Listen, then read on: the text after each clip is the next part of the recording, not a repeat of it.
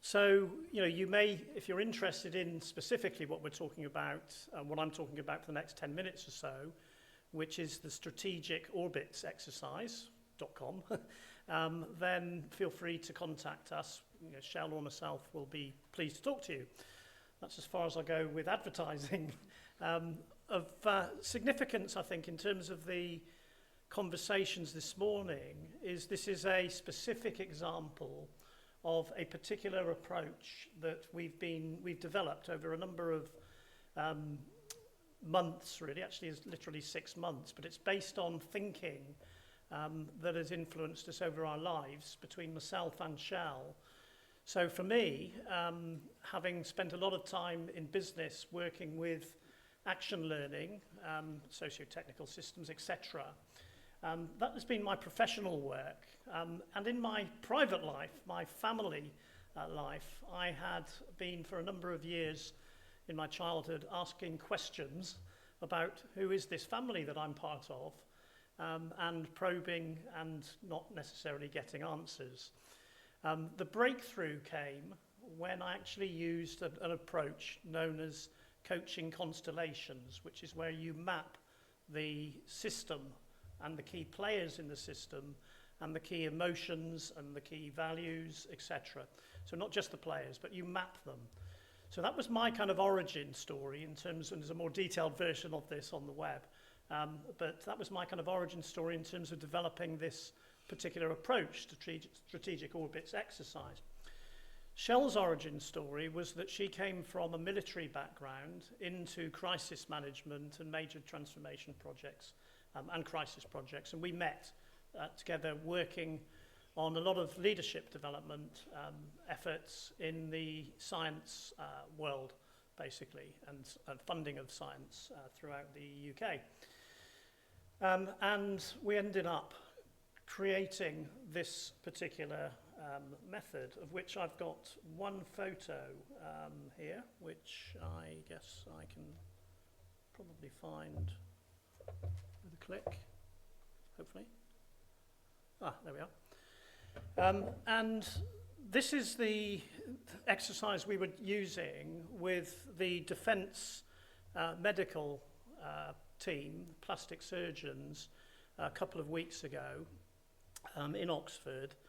And these are people who are kind of deploying out into crisis zones and are coming back into the health service. A number of you will know this. So they're sort of flipping from, working within the relative safety of the UK to going out into very challenging situations where they do remarkable things. And it's a multi-service function. So you see different uniforms there, and we brought a number of people into the room it's based partly on the kind of wargaming influence as well, using a tabletop exercise where we encourage them to map particular people and situations that they face and challenges that they face in understanding what's going on currently, sky, ground, underground, that I mentioned earlier on, and what might be going on as we try to move into the future, and what do we need to do in order to actually make positive change. So the way it works is we go through various stages of understanding the current situation, mapping it, getting different interpretations on it, and noticing what we notice about how other people see the situation, how they see the transformation, the challenges, etc.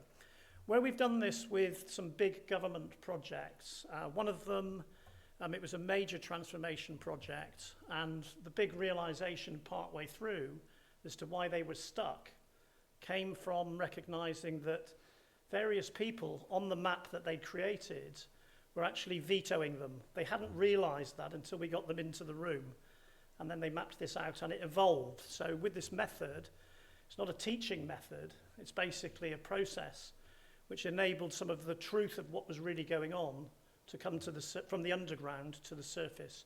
They called these people the Veto Club, and they actually created a kind of, an area for them on the map. And in the room, some of the change that needed to happen actually happened during the exercise.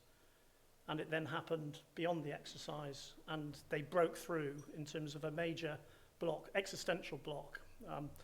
So this group here, the Defence Medical Team, we created a scenario that they were potentially going to face. So it was kind of, you know, a future-focused approach. And it was to do with a medical crisis that we, you know, anticipated could occur. So it was, you know, another kind of pandemic. It was pressure on the hospitals, and the defence team, medical defence team, were called in to actually support in a particular region of the UK, particular place.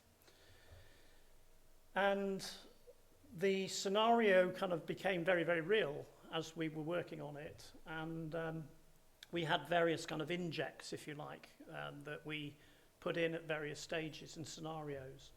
And one of them was the use of avatars. So this particular avatar is a person within the local region who is raising big challenges that are happening socially in that particular region around how is triaging happening with the patients that the surgeons brought in from the forces were actually treating. And there was a sort of concern, really, that locals weren't being looked after. And there was this tension between local and national. So it became very, very real.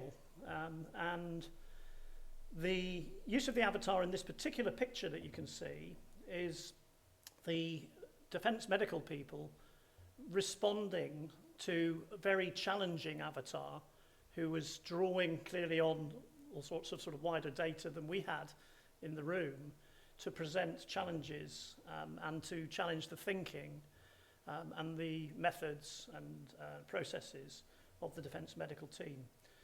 So these are excellent people in terms of their medical skills, excellent in terms of, you know, what they're doing both in a military sense and medically and clinically. But we're facing a kind of systemic human problem or challenge. As you can see, the people who are leaning in, looking at the avatar, were really kind of became highly engaged in it. There was meant to be one person who was having the meeting with the avatar, and they were getting into difficulty, and the rest of the group coalesced around them and started joining in the discussion, which was kind of interesting to observe. Also, what I found interesting to observe was that the avatars, when I looked at them only a few months ago, tended not to have non-verbal communication. It tended to be a sort of, you know, digits being a human and no sort of movement of the face.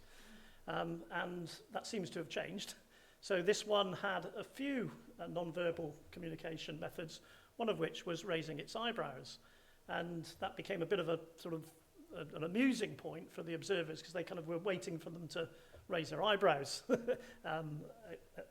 before they responded, because there was always a lag between the question and the response, and an eyebrows raised. So that was interesting. The more interesting thing for me was the impact that I saw occurring from the avatars back to the humans. So one of the surgeons who was there trying to defend their methods for triaging and how they would actually operate in practice had faced these sort of challenges before for real, and it was clearly close to her values and beliefs, and you could see her becoming very emotional actually in the interaction with the avatar, which of course raises some interesting ethical challenges. And you know, we did contract, if you like, psychologically contract at the start in terms of how we were doing the whole of the strategic orbits exercise, but also how we were using the avatars. I don't know whether we were doing it right, because we were doing very much what came up before lunch, using some trial and error and methods with good intentions to try and play AI into what we were doing. We weren't starting with AI and saying, right, now how can we use this? So for me, it's sort of raised a number of questions really as we go forward, which have been significantly helped by the discussions earlier this morning around how we should be considering what is our purpose? What are our values? How are we psychologically contracting with people? How are we managing ethics in a constructive way, etc. So that's kind of pretty much all I wanted to say, just as a kind of way of provoking a bit more discussion, really, which will evolve into wherever we want it to go. It doesn't have to be about avatars particularly. That's just kind of one example of how we've been using AI in a particular method, which for me is about supporting organizations going through transformation and change.